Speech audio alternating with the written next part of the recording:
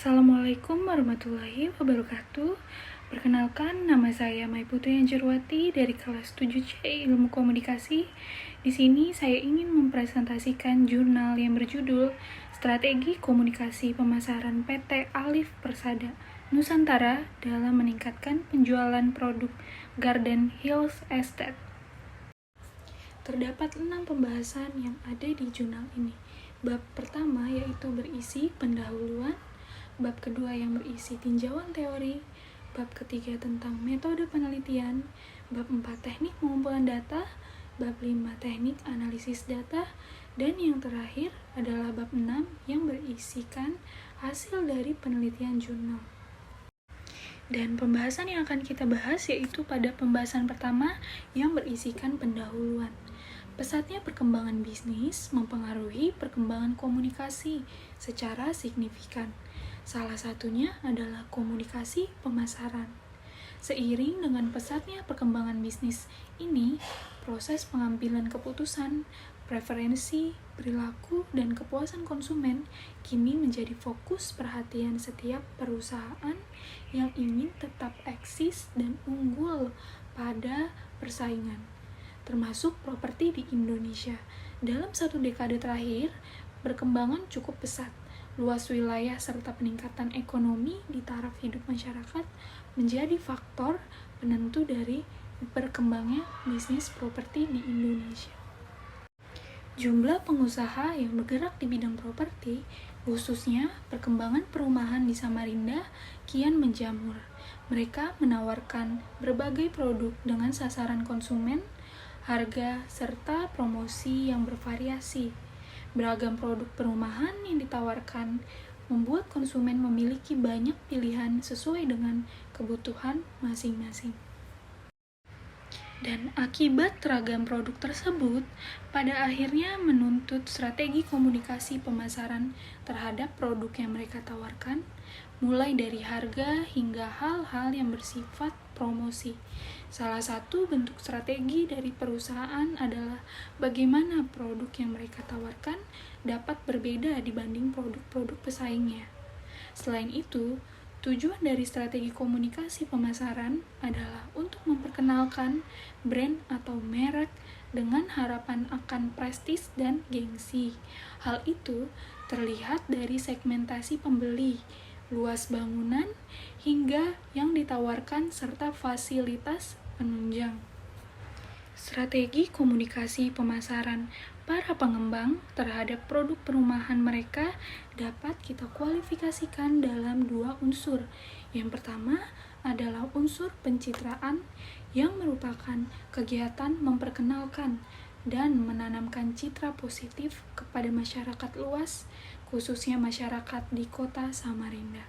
Dan yang kedua adalah unsur pemasaran, yaitu kegiatan penyampaian produk kepada konsumen yang dilakukan oleh pengembang dengan tujuan mendapatkan keuntungan.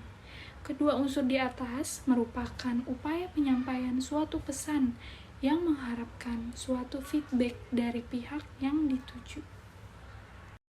Selanjutnya kita beralih kepada pembahasan yang kedua yaitu yang berisikan tinjauan teori. Yang pertama itu ada definisi strategi.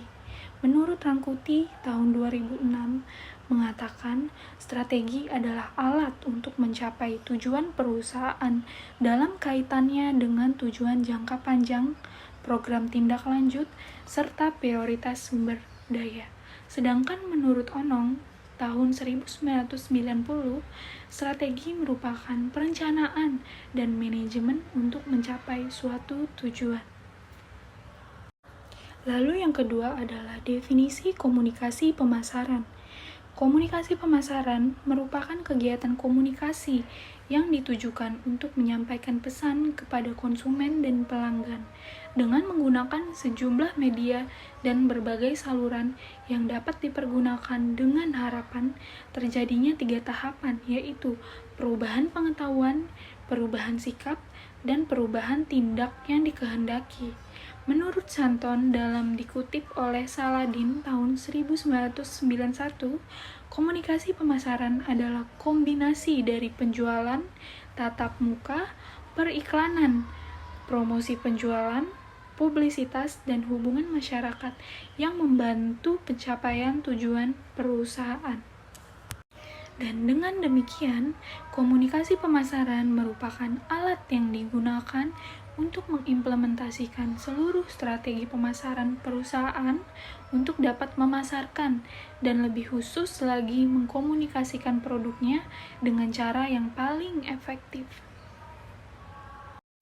Selanjutnya adalah ke tahap metode penelitian.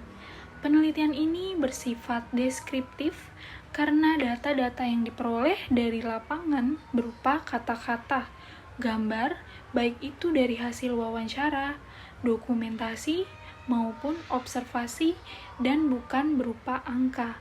Sedangkan datanya berupa kualitatif, yaitu dengan mempertimbangkan menyesuaikan metode kualitatif lebih mudah apabila berhadapan dengan kenyataan ganda, sehingga jenis penelitian ini termasuk dalam kategori jenis penelitian deskriptif kualitatif. Dan selanjutnya adalah teknik pengumpulan data.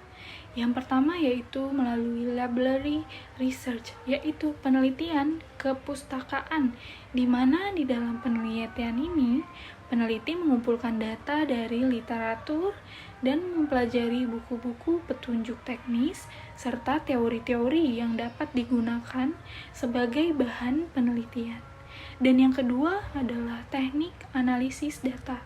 Teknik analisis data yang digunakan dalam penelitian ini bersifat deskriptif kualitatif, yaitu mendeskripsikan serta menganalisis data yang diperoleh di lapangan dan selanjutnya dijabarkan dalam bentuk penjelasan sebenarnya.